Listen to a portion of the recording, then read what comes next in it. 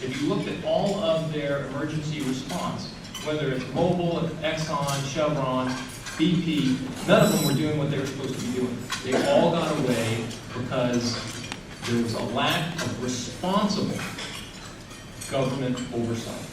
It is another clear case of government not doing the job they are sent there to do. We need better standards as far as drilling offshore. We need that energy, and it's a good source of energy. But we've got to do it responsibly. You're not going to prevent every accident from happening in the future, but you can have a plan in place when something does happen.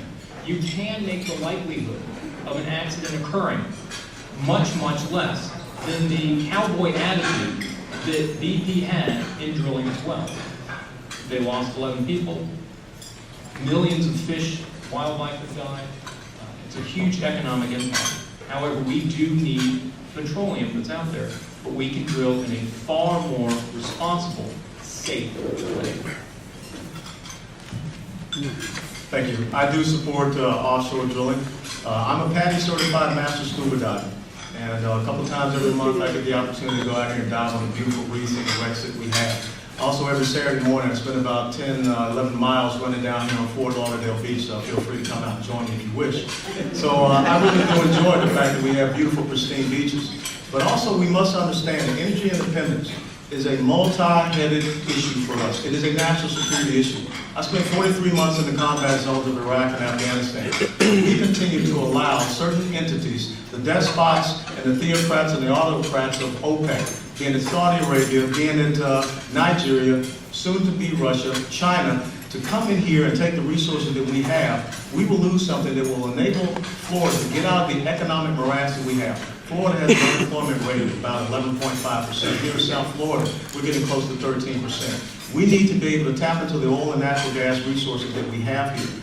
Just because we say we're not going to drill does not mean that others will drill. And if we allow people to come in and take away opportunities and growth and expansion and employment opportunities for the American people here, for the people here in South Florida, we will miss a huge opportunity. And I do not want to see that happen. You know, I served for 22 years in the Army and I was an artillery officer. And sometimes in the artillery, you have a gun that shoots out a safe. Well, you don't stop shooting artillery, you don't ban artillery from the United States Army. What you do is you pull that section, that crew off the line. You study what happened that caused them to fire out a safe. When they go through retraining, when you understand the processes and procedures that they violated and they get recertified, then you get them back in there to fire. We must continue to develop our full spectrum of energy resources in the United States of America to make this nation secure in the 21st century. Thank you, Congressman Klein. Thank you very much, and I appreciate the comments of my colleagues up here, but I didn't hear one person talk about our tourism industry. A multi-billion-dollar tourism industry that I bet a lot of you in this room are participants in. Either you own hotels, you're suppliers for businesses, and the risks that we have, that we see what's going on in Panama City and in that area right now, one bad accident that isn't contained has already had billions of dollars of impact. And by the way, we happen to be not directly impacted. We're taxpayers in the state of Florida. Every one of us is going to be impacted by the downturn in the economy in Northwest Florida. Now, I personally don't think we want to take that risk in the state of Florida. I'm not saying you don't drill ever again. I think what you do is you have to make sure that if you are going to drill, you've got plans in place to make sure that we don't hear after the accident 5,000 feet below. Well, we never tested this before. You got to be kidding. You never tested it before. Well, how are you allowed to drill? That is a failure of BP, and it's a failure of the federal government for that oversight. So if you are going to do drilling offshore, you better have the preparations in place to contain that within 24 hours. The other thing I didn't hear from my colleagues up here is, what about this moment in time, this opportunity that I look at this as a chance to say, it's not just about oil. It's about solar, it's about wind, it's about wave, it's about nuclear, it's about clean coal. There's a whole lot of things out there. And instead of just focusing on oil, which we've done since 1993, the Arab oil embargo, anybody remember that? We let it go. Brazil, to our south, became energy independent 20 years later. Well, I think this is a moment that we should say, yes, we're going to drill more. Yes, oil is going to. How about natural gas? A lot of natural gas in the United States. So I think this is the time we talk about a 10-year plan, make this our Manhattan Project, put a man on the moon moment, come together as the private sector, the government sector, our universities, and Florida should be leading the charge on solar. this is the moment that we really put an energy policy in place that will create jobs, enhance our national security, and support our environment. Thank you. For the next question, Mr. Brady, we'll begin with you, then go to Lieutenant Colonel West, and then over here. For the economy, as we all know, Broward County is heavily dependent on both the tourism and the construction industries, which have been very hard hit by the economic downturn. Please share your thoughts about what Congress can do to stimulate both the local and national economies.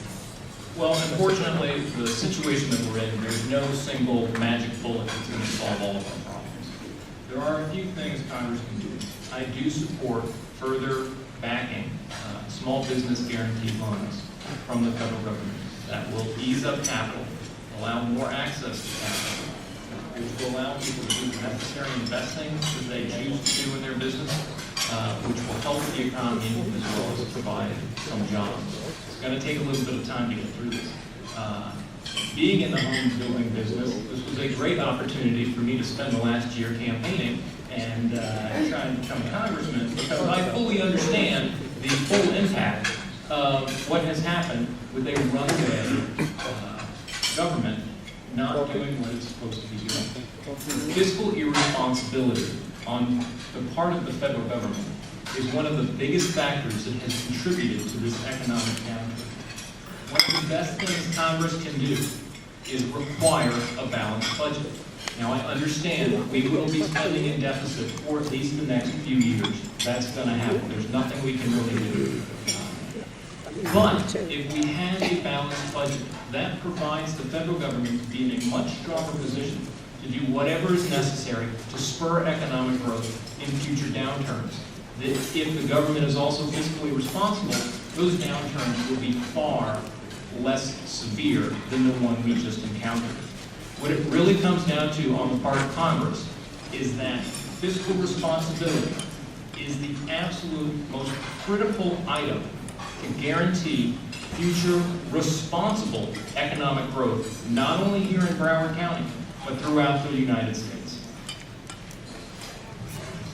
Well, this is an issue where it truly is bipartisan, because both parties have let us down. It gets to the point where it's not about party politics, it's about the right and proper economic principles of governance. It comes down to public sector versus private sector.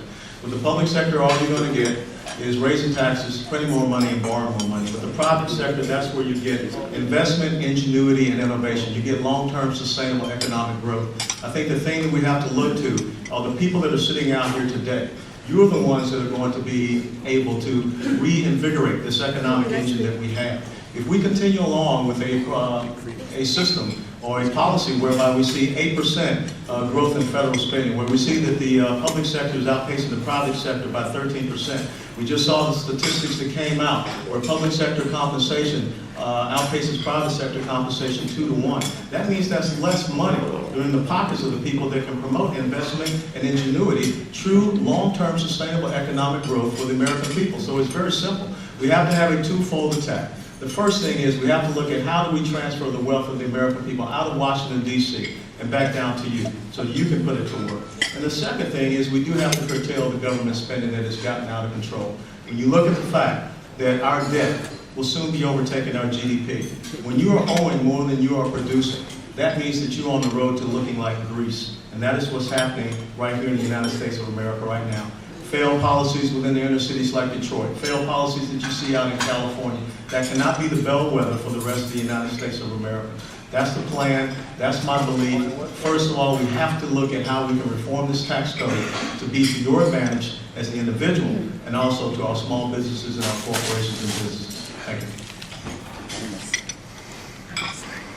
Thank you very much, and I think we would all agree that the government spending that took place after 2000 with the PAYGO system, where it was basically saying that you can only spend what you take in government and Congress, that law disappeared, and then in the last 10 years it's been out of control. Absolutely unacceptable.